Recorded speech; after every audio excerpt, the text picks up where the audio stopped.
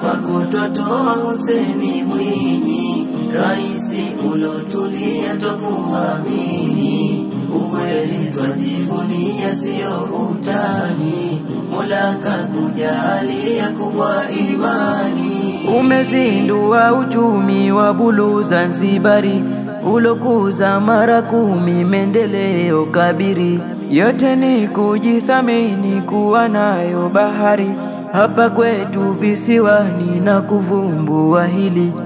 Kaweka matumaini kwa wajasiriamali, katenga mfuko yani wakidhiza kwao hali, mikopo iso kifani ilo hapa afadhali.